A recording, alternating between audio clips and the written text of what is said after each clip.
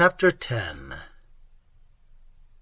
Oh, the joy of young ideas painted on the mind in the warm glowing colors fancy spreads on objects not yet known, when all is new and all is lovely. Sacred Dramas. We now return to Languedoc and to the mention of Count de Villefort, the nobleman who succeeded to an estate of the Marquis de Villeroy, situated near the monastery of St. Clair. It may be recollected that this chateau was uninhabited when St. Aubert and his daughter were in the neighborhood, and that the former was much affected on discovering himself to be so near Château-le-Blanc, a place concerning which the good old La Voisin afterwards dropped some hints that had alarmed Emily's curiosity.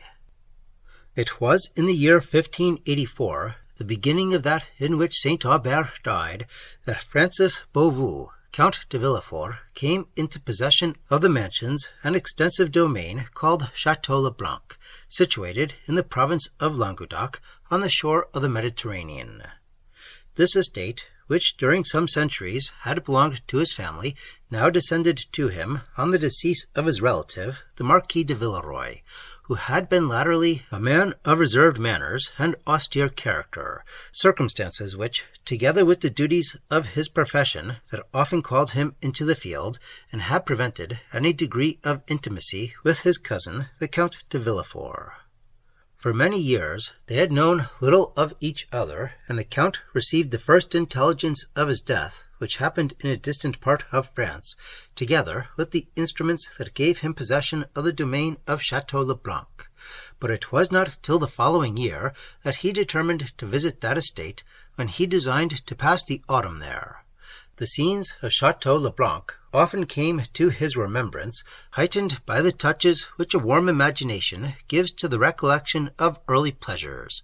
For many years before, in the lifetime of the Marchioness, and at that age when the mind is particularly sensible to impressions of gaiety and delight, he had once visited this spot, and though he had passed a long intervening period amidst the vexations and tumults of public affairs, which too frequently corrode the heart and vitiate the taste, the shades of Languedoc and the grandeur of its distant scenery had never been remembered by him with indifference.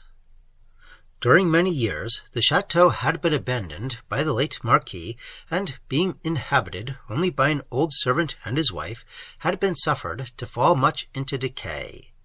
To superintend the repairs that would be requisite to make it a comfortable residence had been a principal motive with the Count for passing the autumnal months in Languedoc, and neither the remonstrances or the tears of the Countess, for on urgent occasions she could weep, were powerful enough to overcome his determination.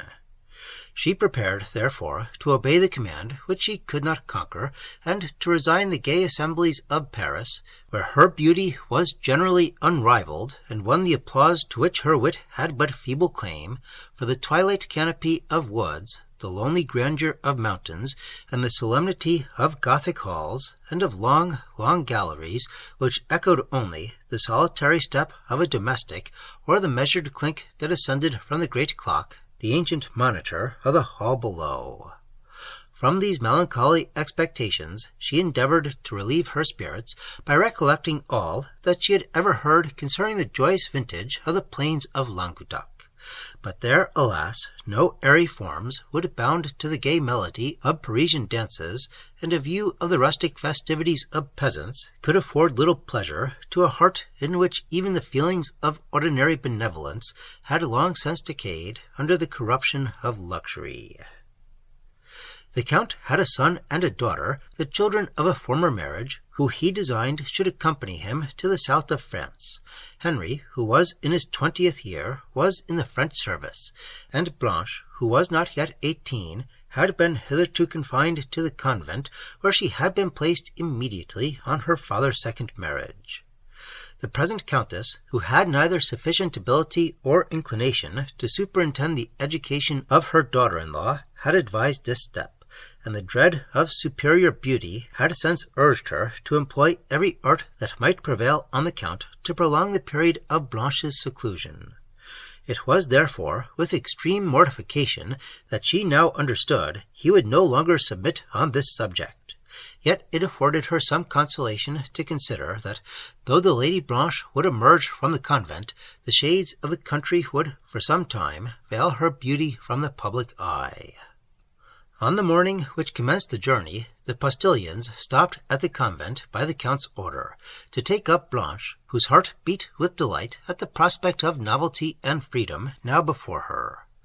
As the time of her departure drew nigh, her impatience had increased, and the last night, during which she counted every note of every hour, had appeared the most tedious of any she had ever known. The morning light at length dawned, the matin bell rang. She heard the nuns descending from their chambers, and she started from a sleepless pillow to welcome the day which was to emancipate her from the severities of a cloister, and introduce her to a world where pleasure was ever smiling, and goodness ever blessed, where, in short, nothing but pleasure and goodness reigned. When the bell of the great gate rang, and the sound was followed by that of carriage wheels, she ran, with a palpitating heart, to her lattice, and perceiving her father's carriage in the court below, danced with airy steps along the gallery, where she was met by a nun with a summons from the abbess. In the next moment she was in the parlour, and in the presence of the Countess, who now appeared to her as an angel that was to lead her into happiness. But the emotions of the Countess, on beholding her, were not in unison with those of Blanche, who had never appeared so lovely as at this moment, when her countenance, animated by the lightning smile of joy, glowed with the beauty of happy innocence. After conversing for a few minutes with the abbess, the Countess rose to go. This was the moment which Blanche had anticipated with such eager expectation, the summit from which she looked down upon the fairyland of happiness, and surveyed all its enchantments. Was it a moment, then, for tears of regret? Yet it was so. She turned with an altered and dejected countenance to her young companions, who were come to bid her farewell, and wept. Even my lady abbess, so stately and so solemn, she saluted with a degree of sorrow which an hour before she would have believed it impossible to feel, and which may be accounted for by considering how reluctantly we all part, even with unpleasing objects, when the separation is consciously for ever. Again she kissed the poor nuns, and then followed the Countess from that spot with tears, which she expected to leave only with smiles. But the presence of her father, and the variety of objects on the road, soon engaged her attention, and dissipated the shade which tender regret had thrown upon her spirits. Inattentive to a conversation which was passing between the Countess and Mademoiselle Barron, her friend, Blanche sat, lost in pleasing reverie, as she watched the clouds floating silently along the blue expanse, now veiling the sun, and stretching their shadows along the distant scene, and then disclosing all its brightness. The journey continued to give Blanche inexpressible delight, for new scenes of nature were every instant opening to her view, and her fancy became stored with gay and beautiful imagery. It was on the evening of the 7th day that the travellers came within view of Château-le-Blanc, the romantic beauty of whose situation strongly impressed the imagination of Blanche, who observed, with astonishment, the sublime Pyrenean mountains, which had been seen only at a distance during the day, now rising within a few leagues, with their wild cliffs and immense precipices, which the evening clouds floating round them now disclosed and again veiled.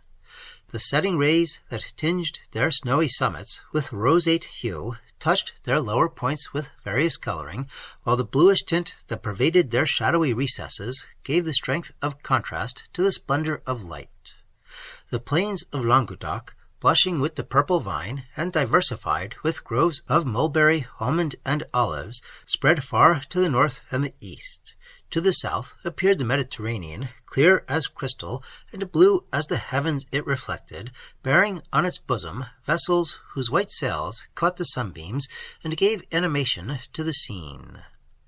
On a high promontory, washed by the waters of the Mediterranean, stood her father's mansion, almost secluded from the eye by woods of intermingled pine, oak, and chestnut, which crowned the eminence and sloped towards the plains on one side, while on the other they extended to a considerable distance along the seashores. As Blanche drew nearer, the Gothic features of this ancient mansion successively appeared.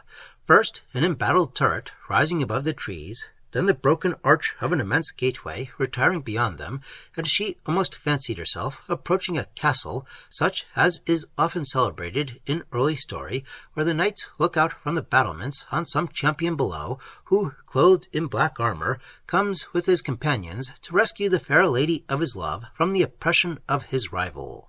A sort of legend to which she had once or twice obtained access in the library of her convent that, like many others belonging to the monks, was stored with these relics of romantic fiction.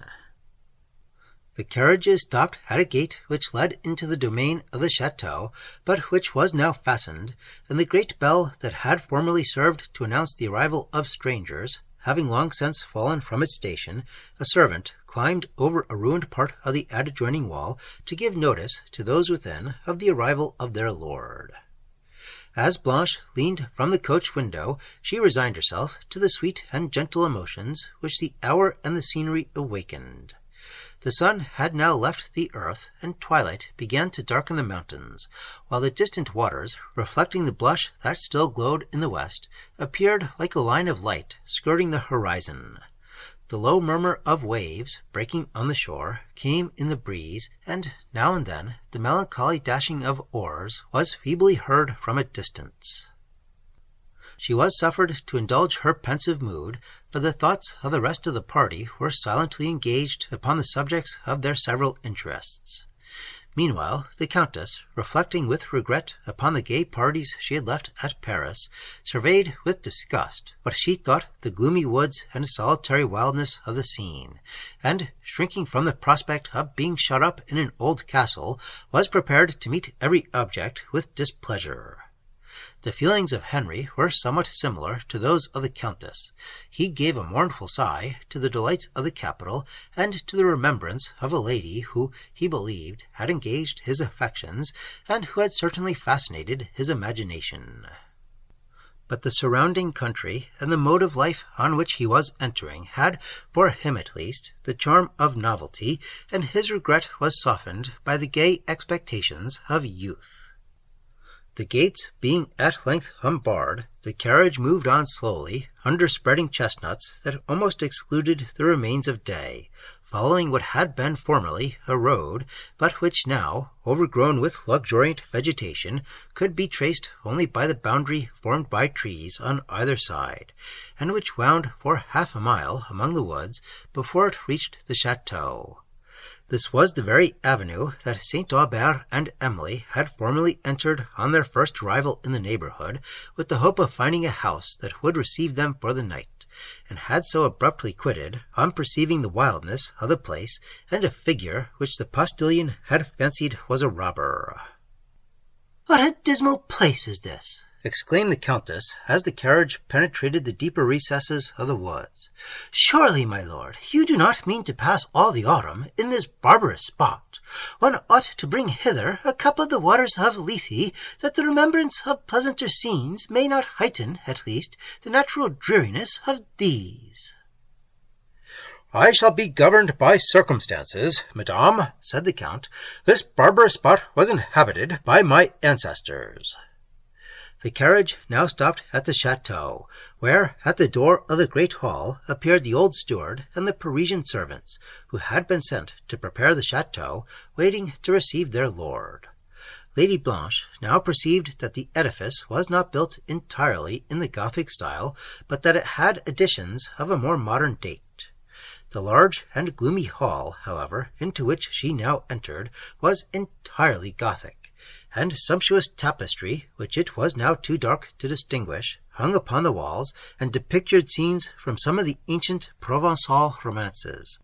A vast Gothic window, embroidered with clematis and eglantine, that ascended to the south, led the eye, now that the casements were thrown open, through this verdant shade, over a sloping lawn, to the tops of dark woods that hung upon the brow of the promontory. Beyond appeared the waters of the Mediterranean, stretching far to the south and to the east, where they were lost in the horizon. while to the northeast they were bounded by the luxuriant shores of Languedoc and Provence, enriched with wood and gay with vines and sloping pasture, and to the southwest by the majestic Pyrenees, now fading from the eye beneath the gradual gloom. Blanche, as she crossed the hall, stopped a moment to observe this lovely prospect, which the evening twilight obscured, yet did not conceal. But she was quickly awakened from the complacent delight which this scene had diffused upon her mind by the Countess, who, discontented with every object around, and impatient for refreshment and repose, hastened forward to a large parlour, whose cedar wainscot, narrow-pointed casements, and dark ceiling of carved cypress wood gave it an aspect of peculiar gloom, which the dingy green velvet of the chairs and couches, fringed with tarnished gold, had once been designed to enliven. While the Countess inquired for refreshments, the Count, attended by his son, went to look over some part of the chateau, and Lady Blanche reluctantly remained to witness the discontent and ill-humour of her stepmother. "How long have you lived in this desolate place?" said her ladyship to the old housekeeper, who came to pay her duty. "Above 20 years, your ladyship, on the next feast of St. Jerome." "How happened it that you have lived here so long, and almost alone too? I understood that the chateau has been shut up for some years." "Yes, madame, it was for many years after my late lord the Count went to the wars, but it is above 20 years since I and my husband came into his service. The place is so large, and has of late been so lonely, that we were lost in it, and after some time we went to live in a cottage at the end of the woods near some of the tenants, and came to look after the chateau every now and then. When my lord returned to France from the wars, he took a dislike to the place, and never came to live here again, and so he was satisfied with our remaining at the cottage. Alas, alas, how the chateau is changed from what it once was! What delight my late lady used to take in it! I well remember when she came here a bride, and how fine it was. Now it has been neglected so long, and is gone into such decay. I shall never see those days again." The Countess, appearing to be somewhat offended by the thoughtless simplicity with which the old woman regretted former times, Dorothy added, "But the chateau will now be inhabited and cheerful again. Not all the world could tempt me to live in it alone." "Well, the experiment will not be made, I believe," said the Countess, displeased that her own silence had been unable to awe the loquacity of this rustic old housekeeper, now spared from further attendance by the entrance of the Count, who said he had been viewing part of the chateau, and found that it would require considerable repairs and some alterations before it would be perfectly comfortable as a place of residence. "I am sorry to hear it, my lord," replied the Countess. "And why sorry, madame?" "Because the place will ill repay your trouble, and were it even a paradise, it would be insufferable at such a distance from Paris." The Count made no reply, but walked abruptly to a window. "There are windows, my lord, but they neither admit entertainment or light. They show only a scene of savage nature." "I am at a loss, madame," said the Count, "to conjecture what you mean by savage nature. Do those plains, or those woods, or that fine expanse of water deserve the name?" "Those mountains certainly do, my lord," rejoined the Countess, pointing to the Pyrenees, "and this chateau, though not a work of rude nature, is, to my taste at least, one of savage art." The Count coloured highly. "This place, madame, was the work of my ancestors," said he, "and you must allow me to say that your present conversation discovers neither good taste or good manners." Blanche, now shocked at an altercation which appeared to be increasing to a serious disagreement, rose to leave the room, when her mother's woman entered it, and the Countess, immediately desiring to be shown to her own apartment, withdrew, attended by Mademoiselle Bearn. Lady Blanche, it being not yet dark, took this opportunity of exploring new scenes, and, leaving the parlor, she passed from the hall into a wide gallery whose walls were decorated by marble pilasters which supported an arched roof composed of a rich mosaic work.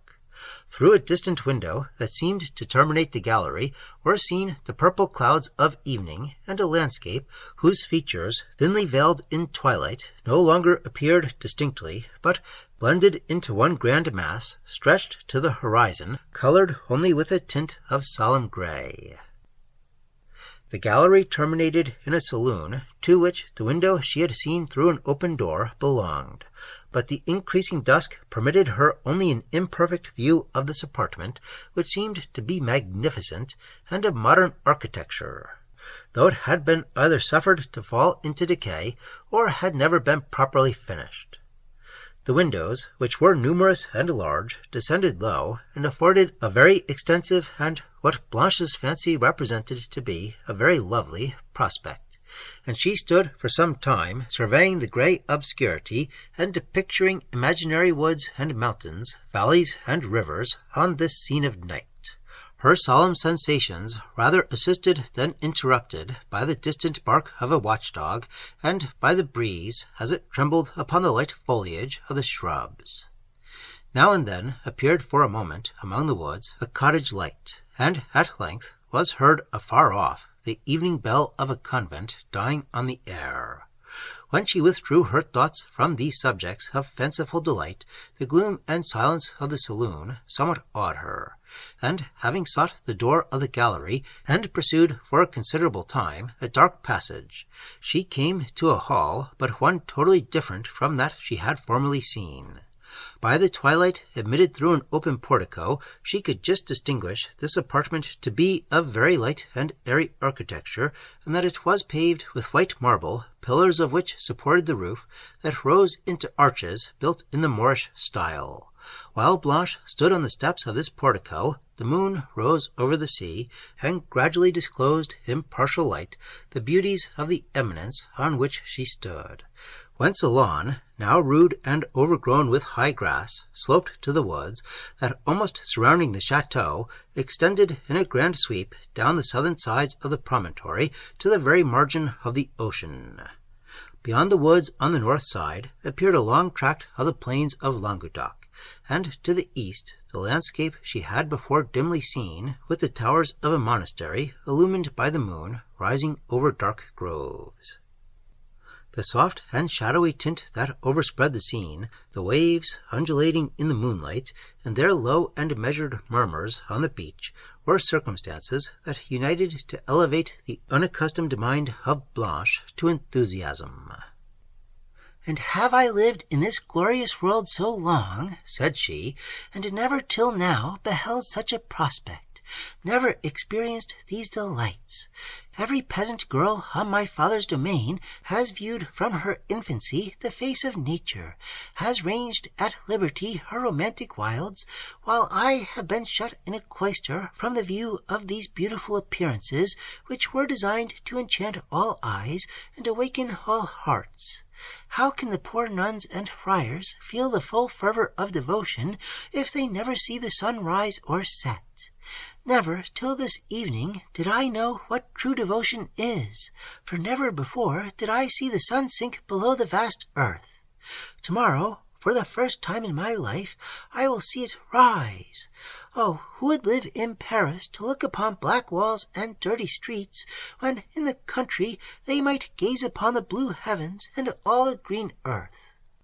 This enthusiastic soliloquy was interrupted by a rustling noise in the hall, and while the loneliness of the place made her sensible to fear, she thought she perceived something moving between the pillars. For a moment she continued silently observing it, till, ashamed of her ridiculous apprehensions, she recollected courage enough to demand who was there. "Oh, my young lady, is it you?" said the old housekeeper, who was come to shut the windows. "I am glad it is you." The manner in which she spoke this, with a faint breath, rather surprised Blanche, who said, "You seemed frightened, Dorothy. What is the matter?" "No, not frightened, mamselle," replied Dorothy, hesitating and trying to appear composed, but I am old, and a little matter startles me." The Lady Blanche smiled at the distinction.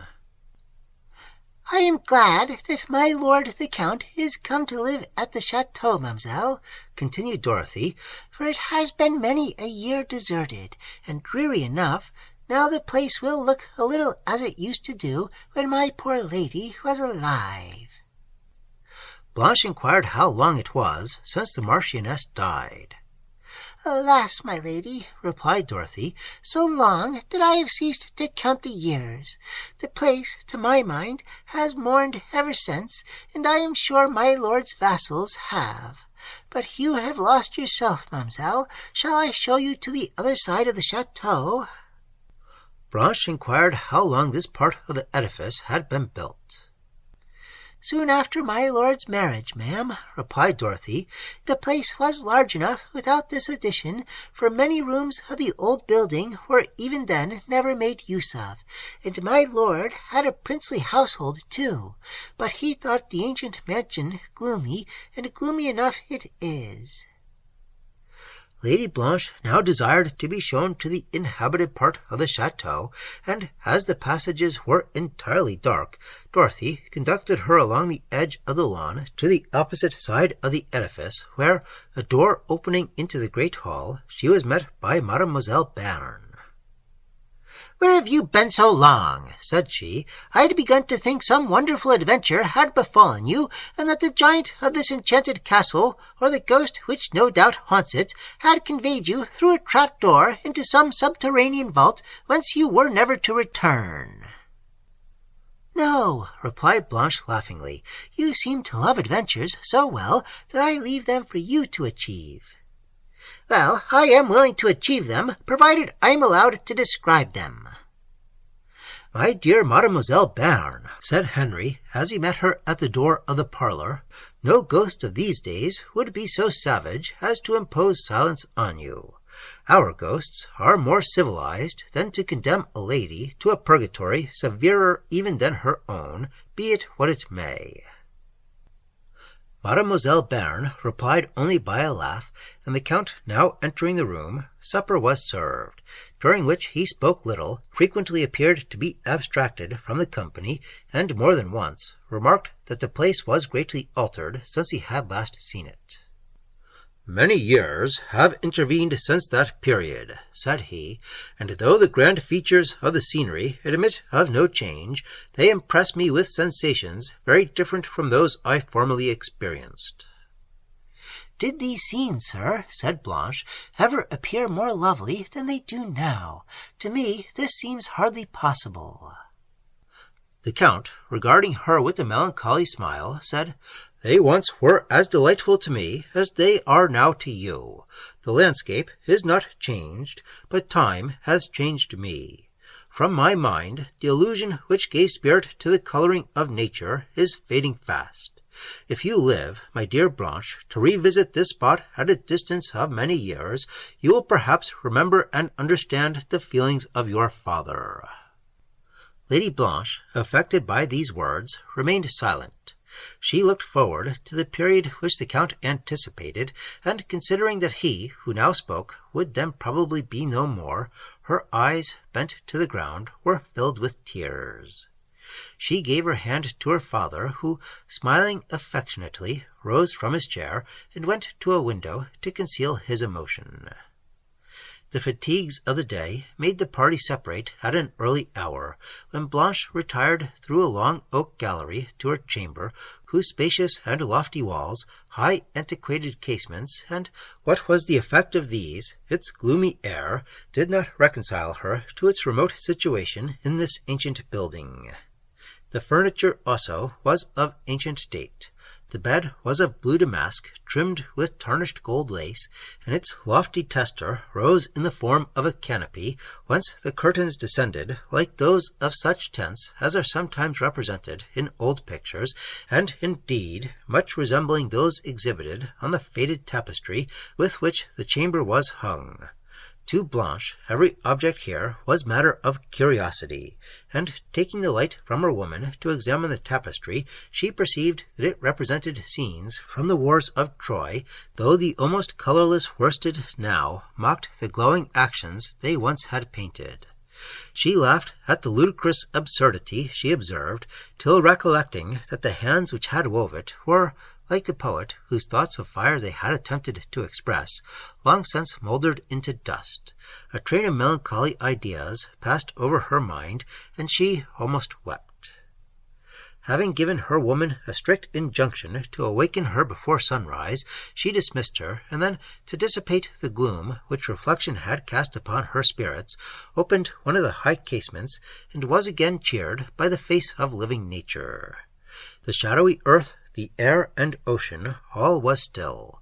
Along the deep serene of the heavens a few light clouds floated slowly, through whose skirts the stars now seemed to tremble, and now to emerge with purer splendor.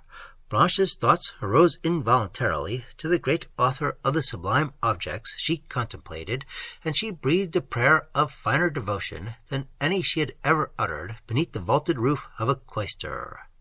At this casement she remained till the glooms of midnight were stretched over the prospect. She then retired to her pillow, and, with gay visions of tomorrow, to those sweet slumbers which health and happy innocence only know. Tomorrow, to fresh woods and pastures new.